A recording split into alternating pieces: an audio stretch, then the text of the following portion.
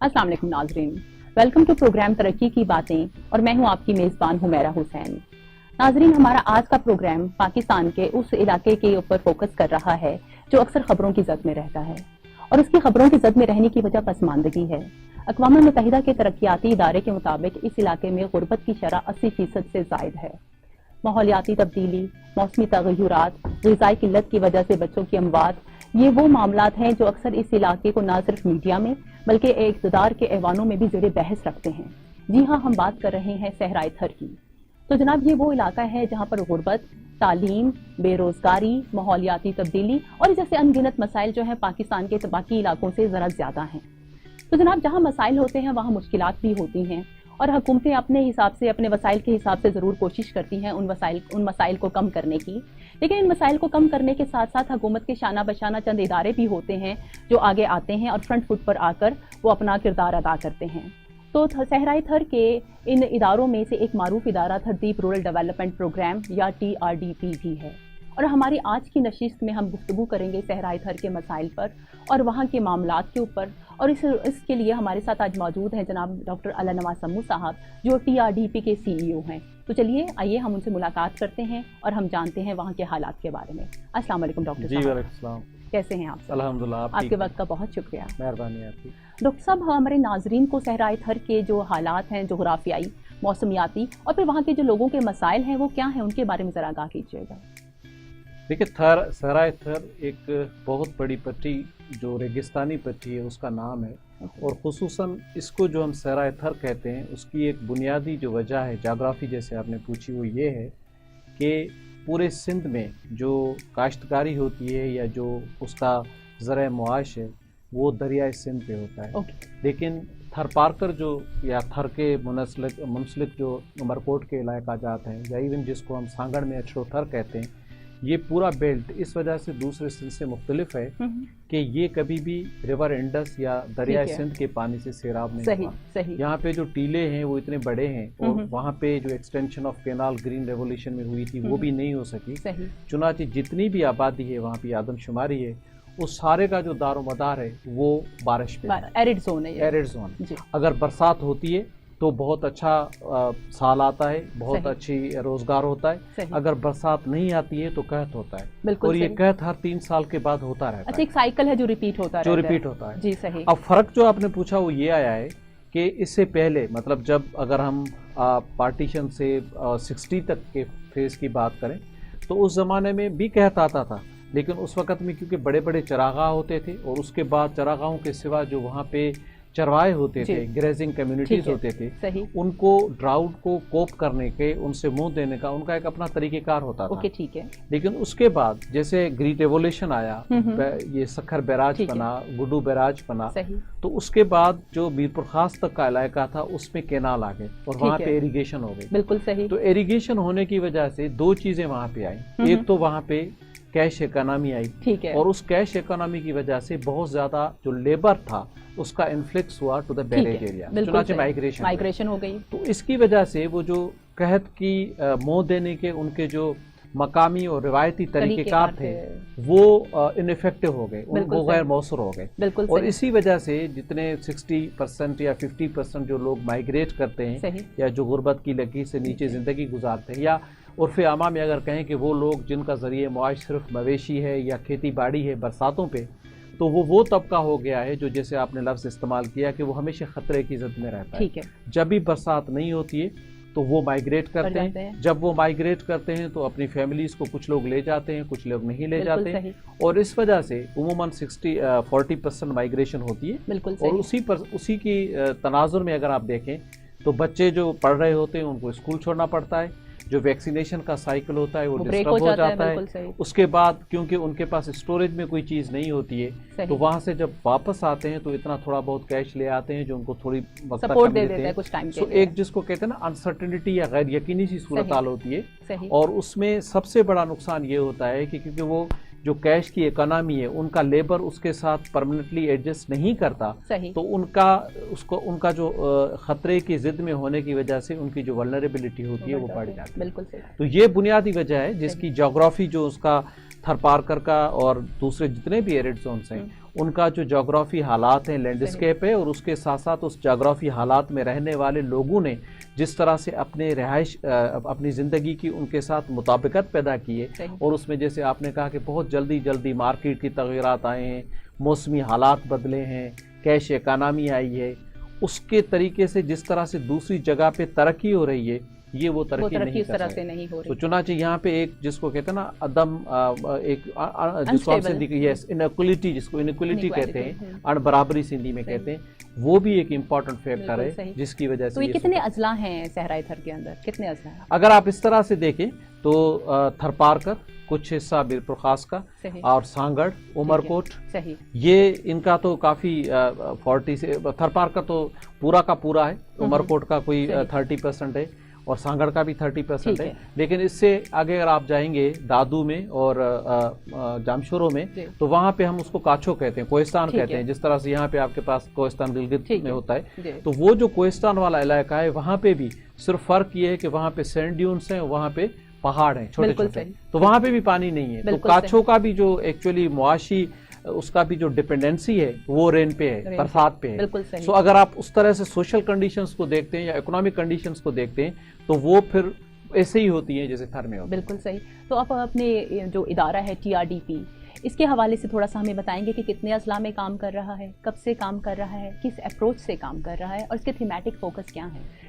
دیکھیے یہ ٹوٹل ابھی ہم 6 اضلاع میں کام کر رہے ہیں پورے سندھ، یہ جو سندھ کے ہیں، اور وہی ہمارا جو فوکس ہے وہ ایرڈ زونز پہ ہے، جو جن کا ذریعہ معاش ریڈ فیڈ ایگریکلچر ہے، اس پہ ہی ہے.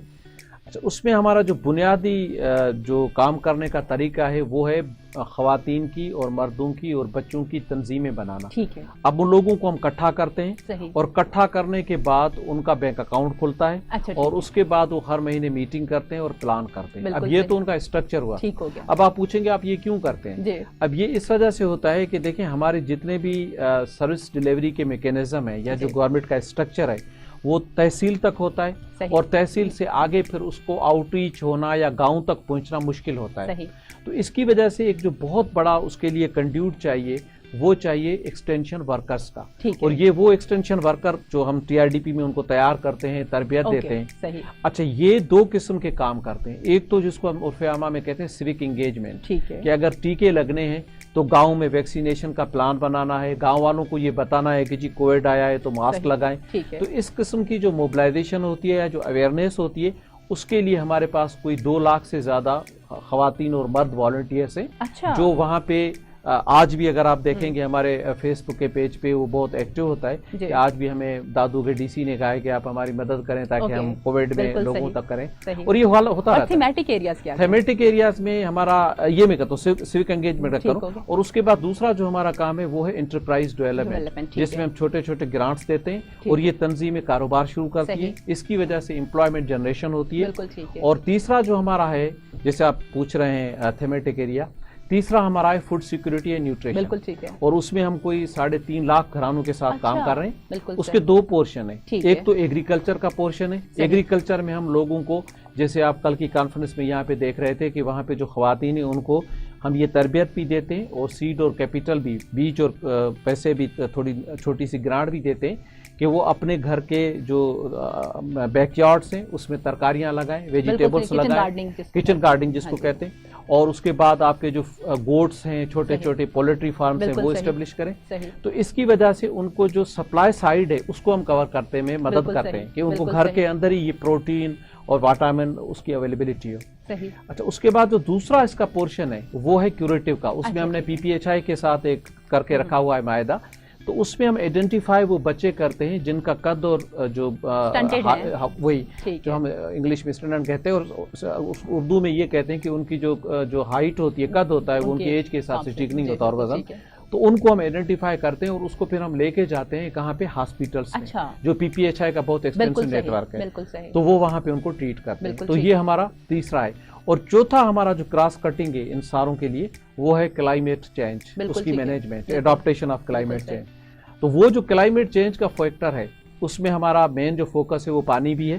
تو ہم سیف ڈرنکنگ واٹر کی پروویژن کے لیے فیسلیٹیٹ بھی کرتے ہیں، لیکن اس کے ساتھ ساتھ یہ بھی خیال رکھتے ہیں کہ یہ جو ہمارے کاچھو ہے، تھرپارکر ہے، یہ ایسے علاقہ جاتے ہیں جن میں زیر زمین پانی بہت کم ہے، تو ہم اس میں کوشش کرتے ہیں کہ لوگوں کو اس پہ راضی کریں، اس پہ ان کو موٹیویٹ کریں کہ وہ اپروپریٹ ٹیکنالوجی استعمال کریں، ایکسٹریکٹو ٹیکنالوجی نہ ہو. اور اس میں فرق ہوتا ہے، جو روایتی طریقے ہیں اس میں اتنا کم پانی نکلتا ہے کہ وہ پھر ریچارج ہو جاتا ہے، لیکن اگر وہاں پہ آپ بہت زیادہ ایکسٹریکٹ کریں گے واٹر تو آپ کے جو لوور پیچز ہیں وہ ختم ہو جائیں گے. تو ایک تو وہ بھی کرتے ہیں، اور اس کے ساتھ ساتھ ہماری جو کلائمیٹ چینج پہ اویئرنیس اور پالیسی سیشن پہ بھی جو مختلف سیشنز ہوتے ہیں جس میں ہم کہتے ہیں کہ جی اگر آپ ایگریکلچر کر رہے ہیں یا دوسری چیزیں کر رہے ہیں اس میں آپ یہ ملحوظ خاطر رکھیں کہ جو آپ کے کلائمیٹ کے سیف گارڈ ہوں وہ اس میں شامل. بالکل صحیح. اچھا یہ بتائیے کہ آپ نے خواتین کی شمولیت کی بات تو کی، لیکن کتنی پرسنٹیج ہے خواتین کی؟ کیونکہ ہم تو جینڈر مین اسٹریمنگ کی بات کرتے ہیں نا کہ جی ایکول ہونا چاہیے، تو کیا 50% خواتین ہیں جو اس میں پارٹ ہیں آپ کے انٹرونشنز کا، یا لیس ہیں، مور ہیں، اور ان کے لیے مشکلات کیا ہیں؟ کیونکہ اٹس ریموٹ ایریا. کیا آپ کو خواتین کے انگیجمنٹ میں کوئی پرابلمس تو نہیں؟ نہیں، ایک تو یہ بات ہے کہ ہمارا خود کا جو اسٹاف ہے اس میں 40% خواتین ہیں. اچھا. اور اس کے بعد جو اگر ہم ہماری کمیونٹی کی جو تنظیمیں دیکھیں تو وہ تو 75% خواتین کی اور صرف 25% مردوں کی ہے. اچھا ٹھیک ہے. اور تیسرا میرا خیال میں یہ ایک مت ہے یا ہمارا ایک وہم ہے کہ خواتین اس میں ایکٹیو نہیں ہوتی ہیں یا ایکٹیوسٹ نہیں ہوتی ہیں یا کام نہیں کرتی ہیں. ایسے نہیں ہے. میرا تو یہ خیال ہے کہ جتنا بھی لیبر ہے فیلڈ میں وہ سارا خواتین ہی کرتے ہیں. لائیو اسٹاک ہے، اس کے بعد آپ کے جو یہ کھیتی باڑی ہے یہ ساری خواتین کرتی ہیں، لیکن آپ کو میرے سے زیادہ پتا ہے کہ وہ ان اکاؤنٹڈ لیبر ہے، تو اس کو ہم مانتے نہیں ہیں. تو اس کی وجہ سے وہ اکاؤنٹڈ فار نہیں ہوتا. تو اس کی وجہ سے ہماری جو تنظیمیں ہیں اور جو خواتین سے کام ہے اس کا جو اگر آپ ایک پوچھیں نا کہ اس کا بنیادی محور یا مقصد کیا ہے، تو ہم یہ کہتے ہیں کہ ان کا جو یہ پورا ورک ہے اس کو ہم انفارمل اکانومی سے لے کے فارمل میں ٹرانسفارم کریں. انفارمل اکانومی یہ مطلب میں اس طرح سے آپ کو سمجھاؤں کہ اگر آپ کچن مینیج کرواتے ہیں کسی اور سے، مرد سے، تو اس کو تو آپ کمپنسیٹ کریں گے، مہینے میں کچھ نہ کچھ دیں گے، سیلری دیں یا کچھ اس کو معاوضہ دیں گے. لیکن اگر آپ کی خود بہن یا اگر آپ کا خود ماں یا لائف پارٹنر وہ اگر کر رہی ہیں تو اس کو کہیں گے یہ تو اس کی ڈیوٹی ہے. ہاں جی. تو اس وجہ سے کیئر ہاؤس میں اگر بچہ چھوڑا جاتا ہے تو اس کو تو ظاہری بات ہے آپ کو پے کرنا پڑتا ہے، لیکن اگر وہی ماں کام کر رہی ہے تو اس کو نہیں. تو یہ جو ایک انفارمل سا سسٹم ہے اس کو ہم کم از کم، اس کا یہ مطلب نہیں کہ اس کو بالکل اس طرح سے ہم اس میں دیکھیں اسٹیریوٹائپ میں، لیکن کہنے کا مطلب یہ ہے کہ خواتین کا بہت بڑا ورک فورس ہے جو کنٹریبیوٹ کرتا ہے، لیکن ان کی کنٹریبیوشن کے بعد ان کا کلیکٹیو وائس نہیں ہوتا. بالکل صحیح. اور اس کی وجہ سے ہم کہتے ہیں کہ یہ جو تنظیموں کا پلیٹ فارم ہے جس میں خواتین آپس میں بیٹھ کے اپنی ترجیحات کو کرتی ہیں، جو اپنی ترجیحات ہیں اس کو وضع کرتی ہیں، تو اس کی وجہ سے ہمارا جو ایک کہتے ہیں کہ بیلنسڈ اپروچ ہوتا ہے ڈیولپمنٹ میں وہ یقینی. تو انٹرپرائز میں اور کیا کیا ہے؟ ایک تو لائف اسٹاک تو ظاہر نیچرل تھا اس علاقے میں ایبسولوٹلی، اور ایگریکلچر میں بھی صدیوں سے ایک انڈیجنس تھی. کوئی اور انٹرپرائزز، سوشل انٹرپرائزز جو خواتین کر رہی ہوں جو ٹی آر ڈی پی نے سپورٹ کیے ہوں؟ ہمارے پاس جو سب سے بڑا ایک بہت زیادہ ابھرا ہے ابھی وہ ہے خواتین کا آرٹیزن سپورٹ پروگرام. اچھا ٹھیک ہے. یہ کیونکہ آپ کو پتہ ہے کہ ہمارا جس علاقے میں ہم کام کرتے ہیں، تھر پارک ہے، عمر کوٹ ہے، یا یہ ہمارے دادو ہیں، جامشورو ہیں، حیدرآباد ہے، تو یہ سارے جو علاقہ جاتے ہیں اس کی جو بھرت جس کو ہم سندھی میں کہتے ہیں جو آرٹیزن ورک ہے یہ بہت مشہور ہوتا تھا. اور یہ پرانے زمانے میں تو یورپ تک، تھائی لینڈ تک، انڈونیشیا تک جاتا تھا، اور ابھی بھی جاتا ہے. اگر اسلام آباد میں جاتے ہیں بہت جاتا ہے. تو اب ہم نے کیا کیا ہے کہ یہ جو خواتین کے گروپ ہیں تیار ہوئے ہیں تو ان کو ہم نے ایک تربیت کروائی ہے جس میں ان کو وہ ڈیزائننگ دیتے ہیں، وہ ڈیزائن دیتے ہیں جن کی مارکیٹ میں ڈیمانڈ ہے، اور اس کے بنیاد پہ انہوں نے سپلائی دیتے ہیں. ابھی تو ہماری وہ بہت زیادہ سپلائی ہونے اس میں شروع ہوئی. ہم نے بہت زیادہ ایک اچھا کاریگر ایگزیبیشن بھی کراچی میں کیا تھا جس میں کافی ایمبیسڈرز بھی آئے تھے. ابھی بھی ہمارا کووڈ کی وجہ سے نہیں ہو سکا، ورنہ ہم حیدرآباد اس میں اسلام آباد میں وہ کر رہے ہیں. تو ایک زیادہ ہمارا فوکس جو ہے وہ یہ جو ایمبرائڈری ہے اور جو ووڈ ورک ہے، صحیح ہے، تو اس کو ہم جو اپرچونٹیز نہیں ملتی ہیں to showcase and to project, صحیح، اور ایون ٹو مارکیٹ یا مارکیٹ. اچھا یہ بتائیں کہ پبلک پرائیویٹ پارٹنرشپ ایک ایسا کانسیپٹ ہے جو ہر جگہ چل رہا ہے، تو کس حد تک آپ لوگ جو ہے گورنمنٹ کے ساتھ مل کر کام کر رہے ہیں؟ ہمارے تو بیشتر جو پروگرامز ہیں وہ گورنمنٹ کے ساتھ ہی ہوتے ہیں. جیسے پہلے ہم نے ایک بہت بڑا union council based poverty reduction programme کیا تھا جو سندھ گورنمنٹ کے ساتھ، اور ابھی ہمارا ایک احساس پروگرام کے ساتھ چل رہا ہے، اور اس میں افاد نے بھی کنٹریبیوٹ کیا ہے، پاورٹی گریجویشن پروگرام. تو اس کے ہمارے 2 ڈسٹرکٹس میں یہ کام چل رہا ہے، اور اس کو اور بھی ہمیں ایکسپانڈ کر رہے ہیں جس میں ہم چھوٹی چھوٹی گرانٹس دیتے ہیں تاکہ وہ ایگریکلچر کریں، اور اس گرانٹس کی وجہ سے ٹریننگ بھی ساتھ ساتھ دے رہے ہیں. اور یہ ہم پاکستان پاورٹی ایلیویشن فنڈ کے ساتھ کر رہے ہیں تاکہ اس کی وجہ سے لوگ غربت کے جو کاروبار کی وجہ سے غربت کے جو ان کا ایک اسٹیٹس ہے اس کے نکل کے باہر آئیں. اور اس کے بعد یہ تو ایک پروجیکٹس کا بات ہوئی جو ایک شارٹ ٹو میڈیم ٹرم ہے. لیکن لانگ ٹرم میں جیسے میں نے آپ کو پہلے میرا صاحبہ بتایا کہ یہ جو ایک پورا نیٹ ورک ہے ایکسٹینشن ورکرز کا اور پوری جو کمیونٹی آرگنائزیشنز کا نیٹ ورک ہے, یہ ایک ریسیونگ میکینزم ہے for government to actually take their interventions at the doorstep level. And because there is a gap between the supply and demand, something which is happening at the tehsil level or talka level, اس کو اگر ہم گاؤں تک لے کے جاتے ہیں تو اس میں والنٹیئر ہیں جس میں کاسٹ بھی کوئی نہیں ہے. تو یہ جو ایک ریسیونگ میکینزم ہے for the government services like health, like vaccination, like tree plantation, like animal vaccination, so on and so forth, اس کے لیے یہ جو انسٹیٹیوشنل انفراسٹرکچر ہے تھرو دا سوشل موبلائزیشن, یہ کلیدی ہے پرائیویٹ پبلک پارٹنرشپ. اس کی لنچ پن جو ہے نا وہ یہی ہے. بالکل صحیح. تو مجھے یہ بتائیے گا کہ یہ جو ایریٹک رین پیٹرن ہے یہ سب سے بڑا ایشو ہے, آپ نے اس پہ تھوڑا ٹچ بیس بھی کیا ہے شروع میں. مجھے یہ بتائیں کہ کلائمیٹ سمارٹ جو ہے ایگریکلچر یا فوڈ سیکیورٹی, اس کے اوپر آپ نے ابھی کانفرنس بھی کی ہے, تو ایسے کیا فیلڈ لیول کے اوپر جو آپ نے کام کیے ہیں جس کے اوپر یہ لوگ اس کو اڈیپٹ بھی کریں اور اس کو آگے بھی لے کر جائیں, کیونکہ سسٹینیبلٹی کے لیے انتہائی ضروری ہے. دیکھیں اس پہ 3 ڈائمینشن ہیں. پہلے تو یہ بات ہے کہ آپ کے جو ہمارا علاقہ ہے اس میں the first reality is the scarcity of water. پانی نہیں ہے تو ہمیں پینے کے لیے بھی نہیں ہے, تو ہمیں ان جو کراپس ہیں ان کی سلیکشن کرنی ہے جو کم پانی پہ ہو سکیں اور جو بہت زیادہ ہو سکے, بلک میں ہو سکیں اور پاسبلی ہو بھی سکے.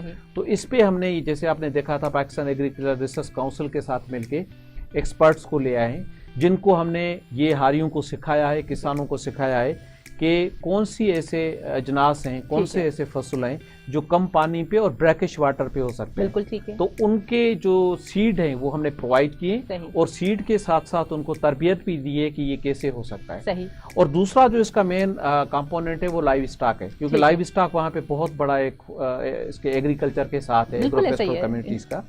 تو اس لائیو اسٹاک کو ہم نے اس کی بریڈ سے لے کے, اس کی لائیو اسٹاک کی جو ڈیزیز پریونشن سے لے کے, اور اس کے بعد لائیو اسٹاک کا پورا جو سیزنل کیلنڈر کے ساتھ ان کی جو ایک الائنمنٹ ہے اس کو ہم نے ٹرین کیا ہے کہ جی اگر آپ کی مانسون سیزن ہوتی ہے تو کون سی بیماریاں ہوتی ہیں, ویکسینیشن کب کرانی ہے, اس کے بعد آپ کو اسٹوریج آف فوڈ کیسے کرنا ہے, فیڈ کو اسٹور کرنے کے لیے آپ کو کلٹیویٹڈ لینڈ کو کیسے یوز کرنا ہے, outside of cultivated land کیسے یوز کرنا ہے. تو کلائمیٹ سمارٹ ایگریکلچر کا مقصد شارٹ میں جو ہم ادھر کر رہے ہیں ایرڈ زونس میں وہ یہ ہے کہ آپ کا کلائمیٹ آپ کے کنٹرول میں نہیں ہے, لیکن اس کلائمیٹ کے ساتھ جو اثرات ہوتے ہیں ان اثرات سے اپنے آپ کو اڈاپٹ کرنا ہے. اگر پانی کم ہے تو آپ فار ایگزامپل اس کم پانی پہ وہ ویجیٹیشن کر سکتے ہیں, ویجیٹیبلز اگا سکتے ہیں جن سے آپ کا کھانا بھی ملتا رہے اور ساتھ ساتھ آپ کے دن بھی کٹتے جائیں. فلورا بھی بہت ہے, اس کے حوالے سے بھی کچھ کر رہے ہیں آپ لوگ؟ فلورا کے لیے ہم نے اسٹوریج کا بنایا ہوا ہے جو ابھی ان کو سپورٹ کر رہے ہیں کہ وہاں پہ جو کل آپ نے اسٹال بھی دیکھا ہوگا کہ وہاں پہ جو وائلڈ فروٹ ہے, جو وائلڈ اس کے بعد پلانٹس ہیں, وائلڈ اسپیشیز ہے, یہ ایک بہت بڑا ریلائنگ پوائنٹ رہا تھا ان کا.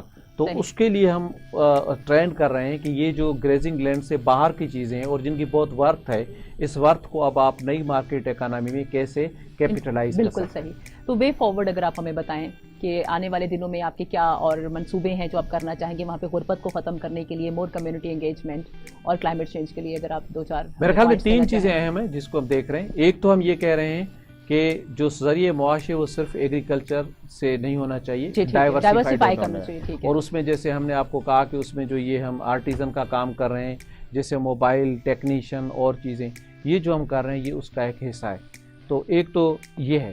اچھا, اس کے بعد جو دوسرا ہے ہمارا پوائنٹ وہ یہ ہے کہ جو آگے ہمارے یہ بہت بڑا جو ایکسٹینشن ورکرس ہیں ان کو ہم موبلائز کر رہے ہیں کہ جو گورنمنٹ کے نئے پروگرامز آتے ہیں جیسے احساس ہے, جیسے بسپ ہے, جیسے اور چیزیں, تو اس میں یہ ایک ایکسٹینشن ورکر کے حیثیت میں اس کی آؤٹ ریچ کو بڑھائیں اور ان کی افادیت کو بڑھائیں.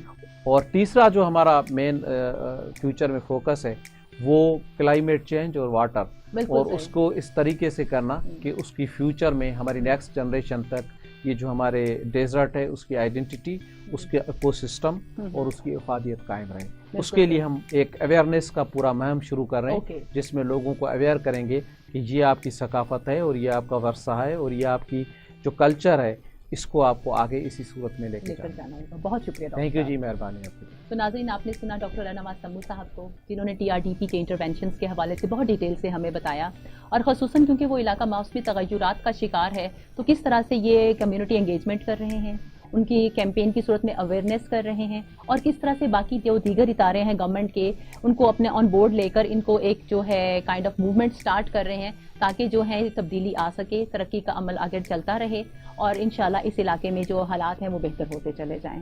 تو بہت شکریہ جی ہمارے پروگرام کو دیکھنے کا. اس کو لائک اور سبسکرائب کیجیے اور پلیز ہمیں اپنے فیڈ بیک میں یہ ضرور بتائیے گا کہ آنے والے دنوں میں آپ کس موضوع کے اوپر پروگرام کو دیکھنا چاہتے ہیں. بہت شکریہ. اللہ حافظ.